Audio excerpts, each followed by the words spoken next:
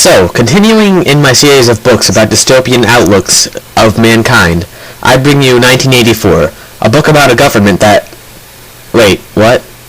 Wait, I'm not doing 1984? Well, why not?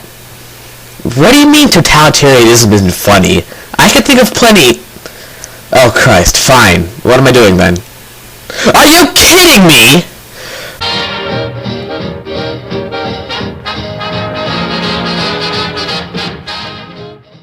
I hope you people appreciate this. I had to read one of the most poorly written books ever written. So here we have Twilight, a book as popular among teenage girls as Star Trek is among computer nerds. This is the book that started the whole vampire-werewolf trend, and by trend I mean plague. My opinion of Twilight was pretty clear from the last video, but I can't help to feel that I was being a bit of a hypocrite when I was making fun of something I knew very little about. Condemning from ignorance doesn't seem right, so I decided that I should condemn from certainty. We start off with our main character, Isabella Swan, a pale girl who is an emotional train wreck and feels like an outsider among most humans, not unlike me. At her new school, she notices a guy who is almost as pale and dull as she is, a guy named Edward Cullen. Unsurprisingly, Bella finds herself attracted to Edward because A, he wears about 15 pounds of hair gel, and he stares at her kind of creepy, and apparently that's all she needs in a man. She notices him more and more, eventually becoming enthralled with him, and dreams about his beautiful hair gel and his ability to be as bland as she is. Then, not very much happens for 90 pages. Bella almost gets hit by a car. She starts eventually talking to Edward in that cliche tough girl kind of way, which translates to, "Oh, look at me! I'm unhealthily obsessed with you, but I'm still trying to play hard to get. You don't understand me. Aren't I a complex character? I'm totally not a teaspoon shallow, and I have so much dynamic character development, you just don't understand me." So everything kind of just continues that way. Bella tries to act disinterested in Edward. Edward tries to act disinterested in Bella. And since all the characters are acting disinterested, I get disinterested. But at some point they unofficially agree that they like each other, but they won't acknowledge it, and I was in the coma for most of this part, so I really don't remember much. Everything's nice and bland until Bella goes on a trip to the beach or something like that and meets this guy named Jacob. After talking to the guy for less than an hour, Jacob admits that he and his whole entire family are werewolves, and... Wait, what? You're just gonna come out of nowhere and say that you're a werewolf? They think you've gone raving mad. What? Bella doesn't even react. Although, I can't say I'm surprised too much, because she hasn't reacted to much at all. Although, that's not surprising either, because there's not much to react to, because nothing bloody happens! This story is so incredibly devoid of plot, it astounds me that this book can be almost 500 pages! What do you need 500 pages for? Describing the color of Edward's eyes? Well, apparently yes! As I mentioned before, the majority of this book is just vague, boring adjectives that just kind of mention things that are there and try to claim that it's being deep and poetic. No, it's not! It's a false attempt at sophistication. It's like a little kid wearing his dad's shoes that are 10 sizes too large for him, and then tripping down a flight of stairs. And it happens so much.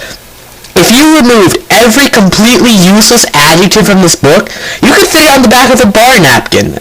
I'm sorry, I got sidetracked. Anyway, back to the plot. We still have some angst. So yeah, Bella realizes she's dating a vampire at some point, but she doesn't seem to care too much about that either. She just kind of goes along with it. You're dating a supernatural being who feasts on blood, and you're not going to even ask if he knows Count Chocula? Never mind, let's just get this over with as quick as we can. Edward acts all disinterestedly emotional about trying to keep Bella safe from him because he still kind of wants some of her blood. Then we got some more angst. Edward turns all sparkly in the sun. He watches Bella when she sleeps. Jacob waits to the next book to be important. Some guy named James has to kill Bella. Edward saves her, and they all live emotionlessly ever after. The end. So, now that this book has given me another X chromosome, I may as well try to beat some analysis out of it. Too bad that I really can't. This book, despite being 500 pages long, offers no real insight into human nature, no deep message about anything that a book with 1/5 of the amount of pages could cover. There's no message about the true meaning of love, or if love can exist between a human and a non-human, or what it even means to be human. The closest thing to a theme that I could find is the idea that Love is a powerful force because it stops Edward from putting 2 holes in Bella's jugular vein. But even that so shallow and cliche, the VeggieTales could have told us that. What was the point of this? It's just Bella being sad while she's being stalked by a 100-year-old pale guy. In all fairness, though, I suppose that I can't expect it to be much. And for a melodramatic romance book aimed at teenage girls, well, it's a melodramatic romance book aimed at teenage girls. So I can't say that it failed at what it set out to be. I'll admit that it might be a bit of a creative premise, but they made it boring. How can you make a story about vampires boring? And the worst thing is, this was the most popular book of 2008. Well, maybe this book can convey a better theme, not through its text, but through cultural context. So the trilogy was published in 2008, and I don't remember knowing anything about it until the movie came out, and then it became the bestseller.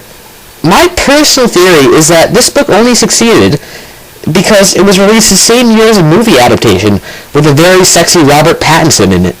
In my opinion, if it wasn't for this actor, the movie and the book never would have sold. This kind of shows that Americans, or at least the target demographic of Twilight, don't care if a book is cliche shallow, or if characters are cliche, or if the characters are one-dimensional and static, or if the book lacks any literary value, or if the main message of this book is that it's just important to have a boyfriend. They can overlook such terrible offenses to literature just to see a hot guy in a movie. This proves that people are not only easily manipulated, but have lost any critical sense in literature. People today favor a good-looking guy sparkling on a movie screen over a book that gives actual depth and offers real insight to human nature. It seems reminiscent of 451 now. God, I wish I read 1984 instead.